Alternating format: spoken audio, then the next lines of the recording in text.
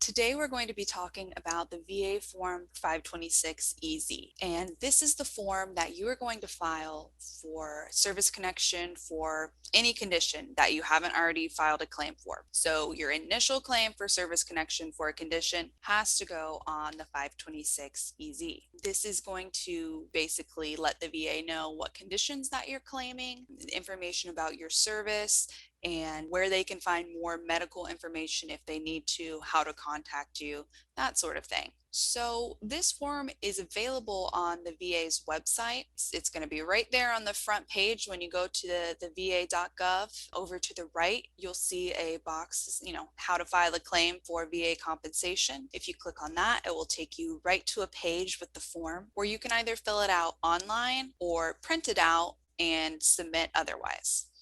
So this is what it's going to look like when you first open that form. This is the 526EZ. All of these pages or instructions are part of the actual form. So as you'll see, there'll be some instructions about the types of forms, the information that you need to include. If you go all the way down to page 8, this is where the form actually begins. You see here, you've got, information, a section for you to put all of your information. It's important for you to state whether or not you filed a claim with a VA before, because if you have, you will have been assigned a VA file number. That's over there you see in box 4 and 5. Now, if you haven't filed a VA claim before, don't worry about that. Just leave it blank and you'll get assigned a file number. Usually, if you're just now getting around to filing a new claim or an original claim, your file number is probably going to end up being the same as your Social Security number. But don't worry about it if you don't have one. So as you can see, this is all pretty basic information, your name, your address, how to reach you. They do have a section here at the top. VA states that they prioritize homeless veterans. So if you are homeless or you have instability in your housing, make sure to fill that out because they do try to give priority to veterans who are most in need. So when you come down here to the claim information, this is going to be the important section. This is where you've got to give VA notice of what you're asking for. So you see here where you have 4 columns. You've got your current disabilities, the event that caused the disabilities, how the disability relates to service, and approximately the dates that it began, or as it says, worsened. They have some examples here as far as, what sort of disability, say you're making a claim for hearing loss. Well, what happened?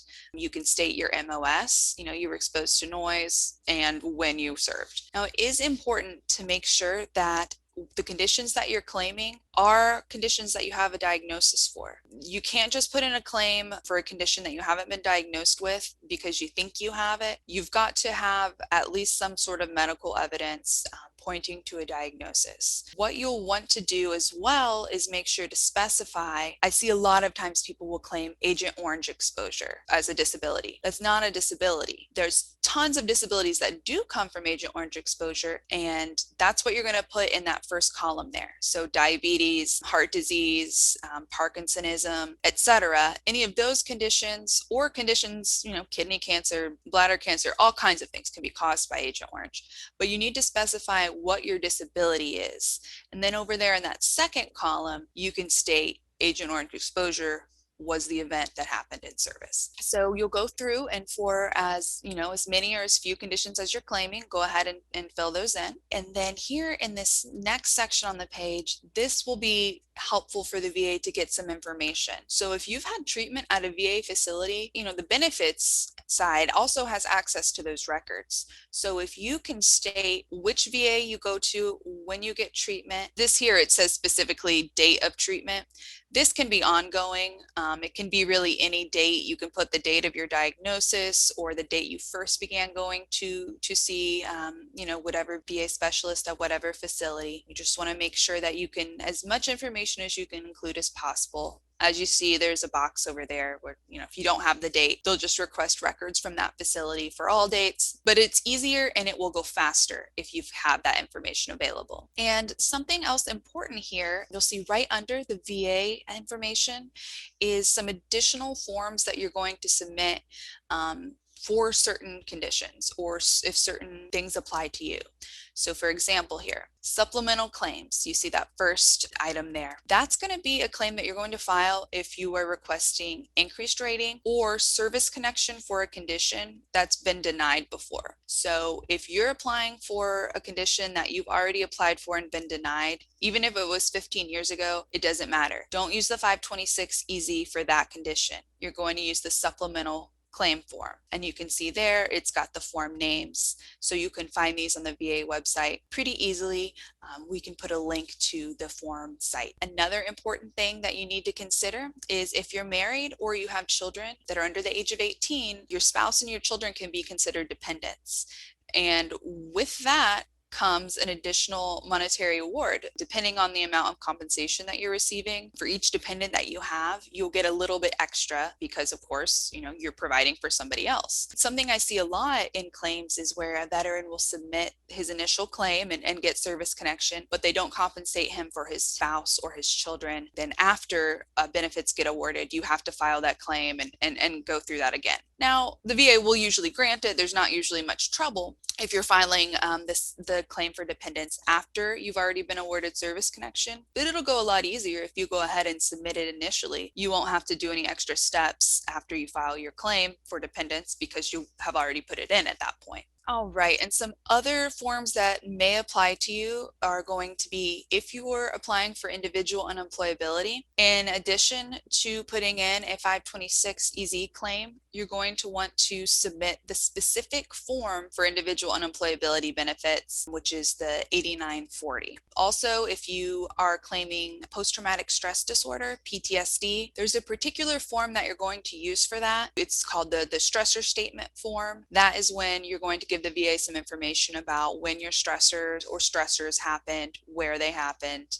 etc. There are some other additional benefits that you can apply for using these forms here. And now here we're going to come to your service information section. This is pretty straightforward. You're going to just fill it out to the best of your knowledge. It will very much help if you have a DD-214. You have a copy of that available. Most of the information should be on there. Also note there in 18B, if you served under any other names, if you changed your name, maybe because of marriage, divorce, or just changed your name since service, you're going to want to let them know because there may be multiple places they need to check for your records. So here in section 6 we've got retired pay. So this will be if this applies to you, make sure you go over and check it out. Generally if you're receiving compensation and retirement at the same time, sometimes there can be a discrepancy with VA and they like to compare those numbers. So if this applies to you, make sure that you read it out and you fill it out carefully. And here, section 7 is direct deposit information.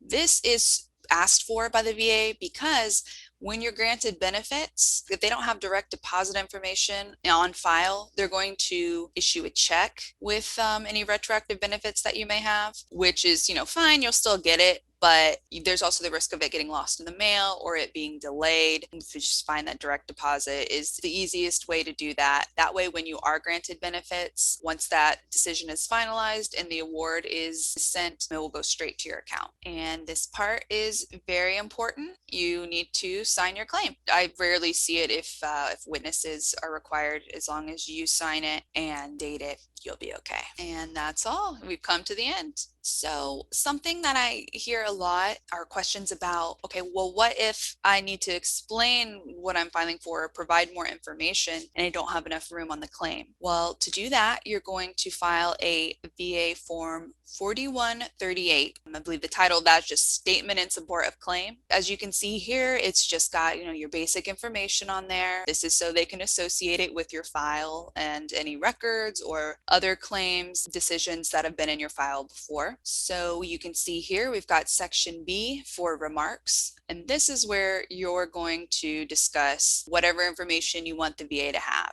I would recommend starting it out with, I have submitted a claim for XYZ, claim for service connection, increased rating, whatever, service connection, if we're using the 526 EZ.